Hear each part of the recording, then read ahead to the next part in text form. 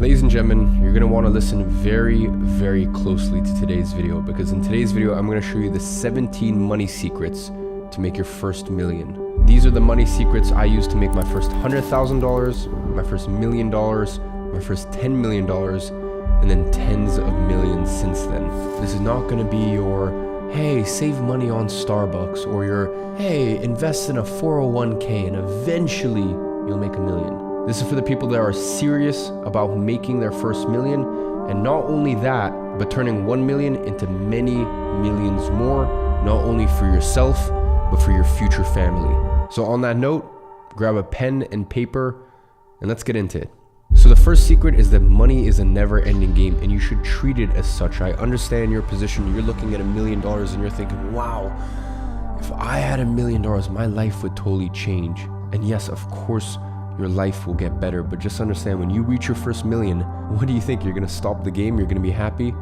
You're gonna keep playing the game. You're gonna keep going. And the only way to stay sane is understand that money is a never-ending game. The only people that get depressed or think that money will ruin your life are the people that think that money is a destination. Some sort of figure, some sort of number is the end of your life. It's you've accomplished it and you're done. As long as you wake up and you play this game understanding that you will be just as unhappy when you have $10,000 in your bank account as you will when you have $10 million, that means not happy with your financial situation. That doesn't mean you won't be proud. You can be very proud with your financial situation, but doesn't mean that you'll ever be content or you'll be happy, because this is a never-ending game. So treat it as such.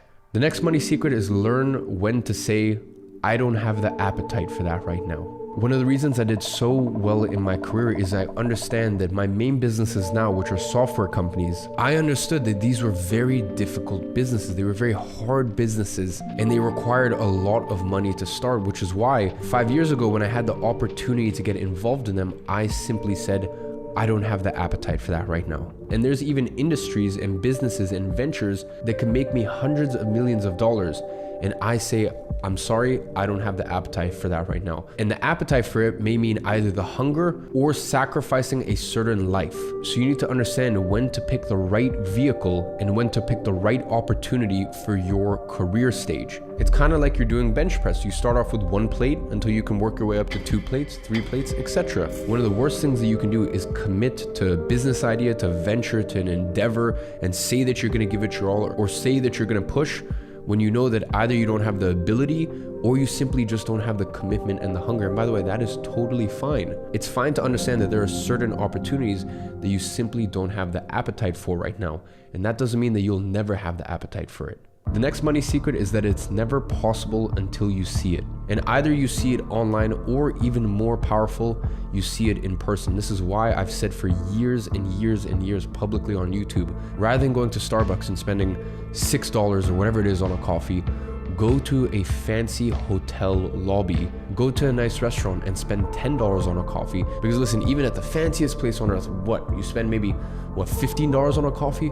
Okay, great. Maybe you spend $9 more than you normally would on a coffee, but you can sit there for 45 minutes sipping on your coffee, looking around. And when you realize there are certain people with $250,000 on their wrist, when you look at truly wealthy people and you realize, hey, most of the times they don't really wear brands. Most of the times they are very under the radar. When you look at wealthy people and you see the way that they move and the way that they act, you first of all start to observe it, but you also start to realize, if your reality is, I can't imagine making more than $50,000 a year, and someone is literally sitting down with $150,000 on their wrist, or whatever the number may be, it totally changes and it shifts your reality. This is also why, if you can, just walk around affluent areas. Whatever the nice area of your city is, go there, walk around, see all of the money, see all of the wealth, and it will start to sink into your subconscious that it is possible. Now, the next money secret is aim to make money fast, but build wealth slowly. So listen, there's no such thing as get rich quick, but there is such a thing as get rich quicker. There's certain vehicles in life where you can get compensated far more for your time that you put in, for the talent and the skill that you develop in that vertical, than you would if you spent 1,000 hours working in a different industry. So listen, never rush the process, but of course, try to make money as fast as possible. Try to become rich as quick as you can. But rich and wealthy are two very different things. So aim to build your wealth slowly, because true wealth is only built through years and years and decades of wisdom. of learning the right money lessons again and again and again. So aim to become rich quick, but aim to become wealthy slowly, because that's the only way that you will keep it. Number 5 is ignore money advice from the financially illiterate. I truly believe that in this world, it is a matter of the financially literate and the financially illiterate. And it doesn't matter what background, what color, race, religion, whatever it is, it doesn't matter where you come from. It's simply a matter of financially literate and financially illiterate. You know, my mother, bless her, I love her to death. Single mother from Russia, gave up her entire life for me. It's funny, she was a high school dropout, I'm a high school dropout, but the only difference between us is I made sure that I was gonna learn from a young age the language of money. What money is, where it comes from, how it works. So there are people in your life that have the best intentions for you, that love you, that care for you, but you have to ignore their advice. So that way you can take care of not only you, but in future, take care of them. Number 6, money is energy, and energy can never stay stagnant. I see this law where people make money and they are so afraid to spend that money. They're so afraid to circulate that money back into the economy. They're so afraid to release that energy, and they're living in such scarcity mindset that they just end up losing it all somehow. Or they may not lose it, but more money never flows to them. Money is energy. It's inflow and it's outflow. And that doesn't mean that everything that comes in must go out. No. In fact, especially in your 20s, you should be saving and investing majority of the money that you make. But never hoard that money, because if you do, the money becomes stagnant and you have cut off the flow of energy. Number 7 is you need to build your peace of mind pot. This is a fund that gives you true peace of mind. This needs to be a safety net where you know that no matter what happens, no matter how ambitious, how big a risk you may even take, that you always have something to fall back on. I do not believe that money buys happiness, but I believe that money can, if you do it right, buy you peace of mind. And bear in mind, that doesn't mean making a lot of money, because the person who makes $200,000 a year and only spends $40,000 and has a very big peace of mind pot, that person has far more peace in their life than the person who makes $20 million a year and manages to spend $19 million, because they're running on such thin margins and they're playing such a dangerous game. So from day one, if you can build your peace of mind pot, then that's great. And bear in mind, in my opinion, the older that you get and the larger that peace of mind pot gets, the more income that comes in, the higher the percentage that you can spend. So I'm not saying for the rest of your life you need to put away, 80% of everything that you make. I'm just saying at the beginning, really build that peace of mind pot, so that way you're not going into your career stressed, but instead can focus because you understand that you're good. And then later down the line, once that pot's big enough, then go spend it. Never let anyone tell you that something is too expensive. If you have your finances in order, if you're always putting good money away, if you want to spend $100,000 on some stupid thing that no one else gets, but it makes sense for you financially, go spend it. I really don't agree and don't like all these people that just make all this money and hoard it and keep it and don't do anything with it. At a certain point, you need to enjoy your life. And if you don't want to enjoy your life, go spend it on your loved ones, on the ones that you care about. Let them enjoy the spoils of your work. But as I said, always keep your peace of mind pot. The next one is money is an identity. And it truly is. I'm telling you right now, you could work extremely hard, but if you have the identity of a poor person, it will always chain you. In life, you do not get what you deserve. You get what you think you deserve, because what you think you deserve dictates your actions, and your actions dictate what you actually get in life. It's very unfortunate. You see a lot of people in abusive relationships, and the reason they stay in those relationships is because they have some part of their identity that thinks they deserve it. Because the crazy thing is, after they get out of one abusive relationship, they find their way into another. So it is ingrained as a part of their identity. So you can have something that is as heartbreaking and unfortunate as that, but also from the extreme side of things, all the way to the person that just has an identity that they are not someone who is worthy or deserving of money. This is why I always tell people, go buy that $12 coffee at the hotel. Go into these affluent areas and just understand that these are normal people. They move differently, they talk differently, they carry themselves differently, but at the end of the day, these are just normal people. Now, the next one is that reputation can never be rebought, so act accordingly. In life, you need to understand that you will always have the opportunity to make more money, but your reputation is almost impossible to claw back. So the next time you think about f***ing over some business partner or cutting someone out of a deal when you made a promise, or in general just making money from dirty means, understand that your reputation will live with you for the rest of time. Your reputation carries on because just like Chinese whispers, people will talk and talk, and it will continue to permeate. So when you understand that your reputation is probably one of the most fragile things on earth, never ever put it at risk, because it's very hard to rebuy. Now the next one, and this is something very important that very few people do, is ask the hard questions before you get into a working relationship with someone. To me, it's bizarre to see that people get into business partnerships without asking the difficult questions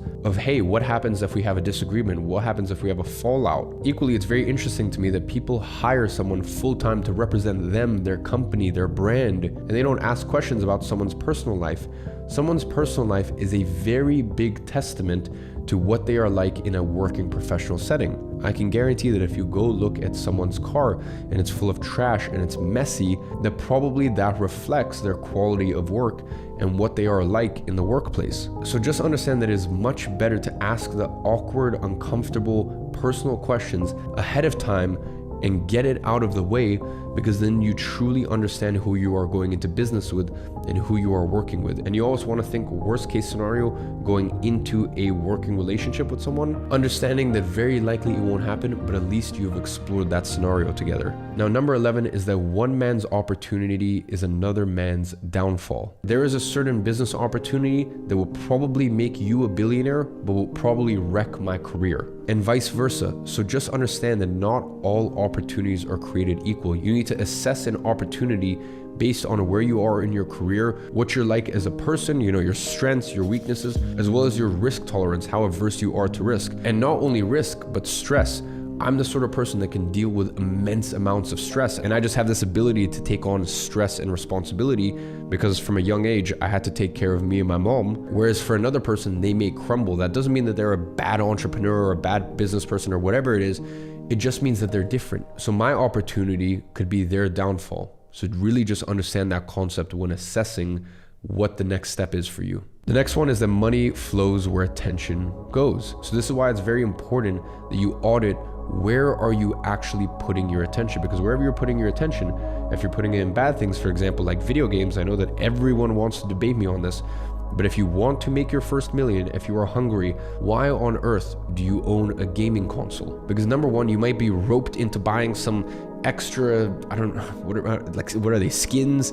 Some extra skin or gun attachment or some extra plugin or limited edition bonus or I don't know, whatever the video games sell. So not only are you spending more of your hard-earned money on that game, you're also preventing yourself from actually going out and increasing your earning potential and getting closer to making that first million. So be very careful what you have in your environment, because as I said, money flows where attention goes. The next one, and this is very important if you are thinking about buying something, is if you damaged it or lost it, would it sting? Would it ruin your week or your, couple weeks or months? Because here's the thing, let's say you bought something nice and it broke or got damaged. If that kind of affects you for an hour or maybe let's say even a few hours, but if that would ruin your whole day, your whole week, even a few weeks, it's simply not worth it, and you are not at a stage in life where you can afford it. You can never get to a stage where the things you own end up owning you.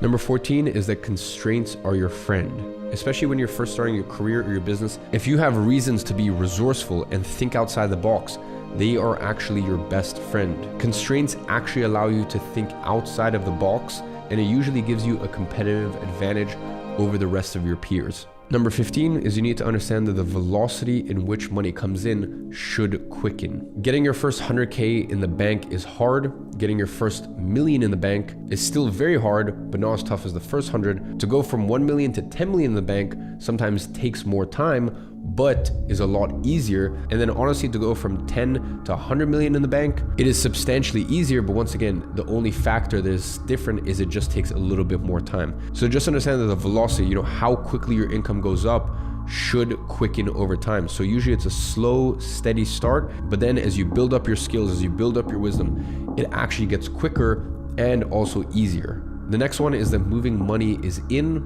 moving money out is difficult. Buying the car is simply a matter of sending a wire. Selling the car can be a very difficult, painstaking process. The same applies to a house. The same applies to, even just certain investment vehicles and investment services. These things are very easy to get money in, but getting money out, there can be different terms, clauses, etc., etc. So the next time that you look to put money somewhere or you look to invest in something, just ask yourself, how difficult will it be for me to get my money out of this? And number 17 is broaden your timeline. I kind of started off at the beginning of this video by saying that, listen, get rich quick, or try to get rich as quick as you can, but still broaden the timeline. The idea that you're going to go from, 0 to a million, actually million in the bank, which for me truly means that, you're a millionaire. The idea that you're going to do it in a few months, or even that you're going to do it in a year, is just unrealistic.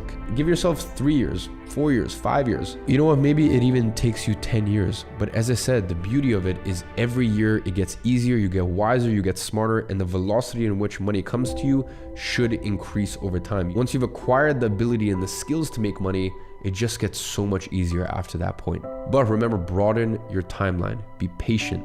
All good things take time. So ladies and gentlemen, those are the 17 money secrets I have learned in my career over multiple different industries. My recommendation is that you save this and rewatch this a few times, because every time you watch this, I guarantee there's one concept that a light bulb will go off again and you will really start to internalize the lesson. I hope that was useful to you. And as always, I'm watching you from afar and I'm rooting for you.